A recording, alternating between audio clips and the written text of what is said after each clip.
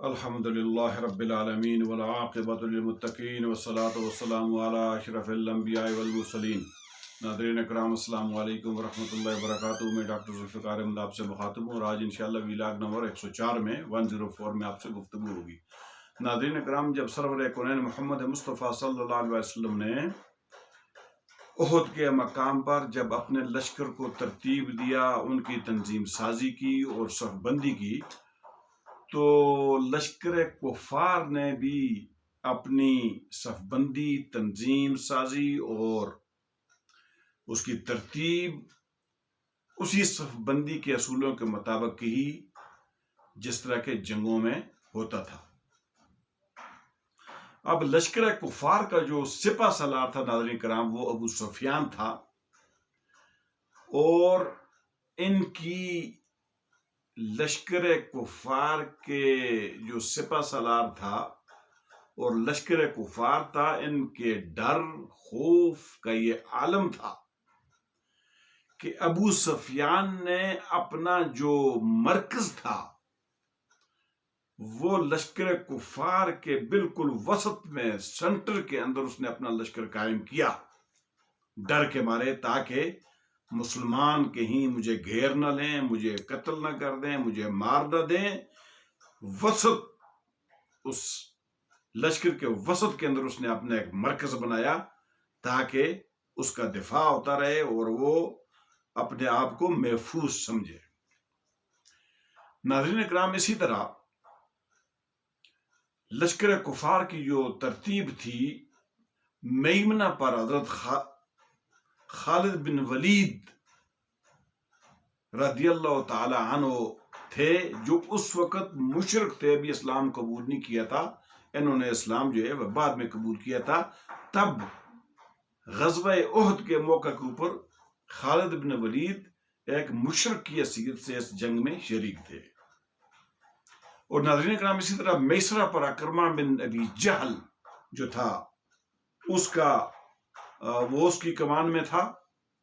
اور پیدل فوج جو کفار مکہ کی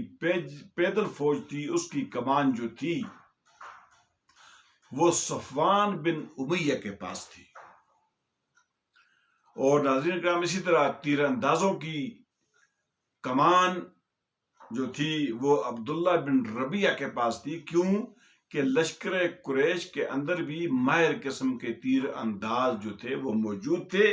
اور عبداللہ بن ربیعہ خود بھی ایک بڑا ماہر قسم کا تیر انداز تھا۔ تو تیر اندازوں کے جو کمان کر رہا تھا وہ عبداللہ بن ربیعہ کر رہا تھا۔ ناظرین اکرام، اب لشکر کفار کا جھنڈا جو تھا، یہ لشکر کفار کا جھنڈا بنو عبدالدار کے پاس تھا۔ یہ بنو عبدالدار ایک چھوٹی سی جماعت تھی، لیکن قریش کی روایات کے مطابق اور جو بنو عبدالدار تھے، یہ جھنڈا جو تھا یہ نسل در نسل ان کے ہی حصے میں وراثت میں آ رہا تھا۔ یعنی مطلب کہنے کا یہ ہے کہ یہ منصب جو ہے شروع سے ہی اس قبیلے کے پاس تھا، جو قصی سے وراثت کے طور پر قبیلہ بنو عبدالدار کو ملا تھا۔ اب ناظرین کرام، ہوا یہ تھا کہ بدر کا جو معرکہ ہوا تھا، تو تب بھی جھنڈا چھوڑا کفار قریش کا، لشکر قریش کا جھنڈا جو تھا یہ بنو عبدالدار کے پاس تھا، اور اس وقت یہ جھنڈا کفار کا نضر بن حارث کے پاس تھا۔ اس نے یہ تھامے ہوا تھا، اٹھائے ہوا تھا، مگر ہوا یہ ہے کہ نضر بن حارث جو ہے وہ غزوہ بدر کے اندر وہ گرفتار ہو چکا تھا، یعنی مسلمانوں کے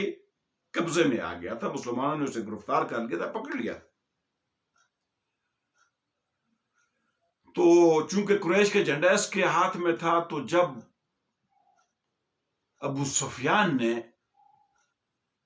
جنگ کو بھڑکانے کے لیے، ان لوگوں کو غیرت دلانے کے لیے، ابو سفیان نے बनु अब्दद्दार को ये कहा, देखो कि तुम लोग जानते हो कि तुम लोगों ने बदर में जो झंडा उठाया हुआ था कुरैश का, उसके साथ क्या हुआ था कि नदर बिन हारिस जो है वो गिरफ्तार हो चुका था, और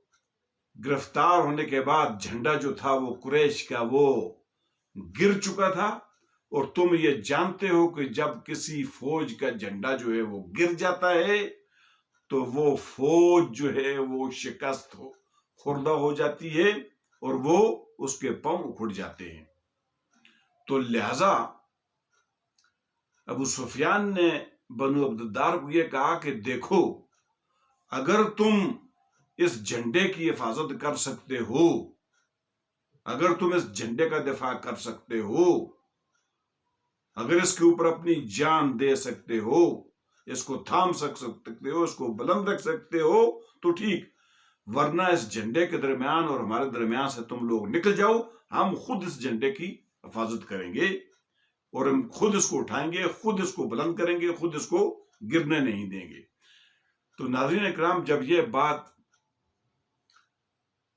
बनी अब्दद्दार ने सुनी तो उनको सख्त ताव आया, गैरत आई कि हम अपना झंडा तुम्हें किस तरह दे दें, हम अपना झंडा तुम्हारे हवाले कैसे कर दें, जबकि ये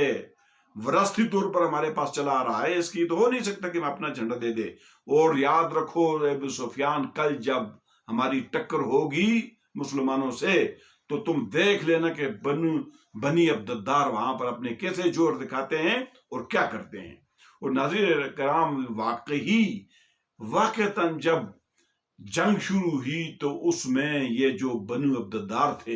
ये बड़े पामर्दी के साथ अपने जंग के अंदर जमे रहे, यहां तक कि उनका एक एक आदमी जो है वो लड़ता हुआ जन्नत में वासल हो गया और ये पामर्दी के साथ जंग के अंदर खड़े रहे और जंग के अंदर जमे रहे। नाज़रीन इकराम, आज इसी पे इक्तफा करते हैं और इंशाअल्लाह अगले व्लॉग में हम मजीद फर्दर इस पे इंशाअल्लाह बात करेंगे। तब तक के लिए आपसे इजाज़त चाहते हैं। आखिर दावाना अनिल हम्दुलिल्लाहि रब्बिल आलमीन, वस्सलामु अलैकुम व रहमतुल्लाहि व बरकातुहू।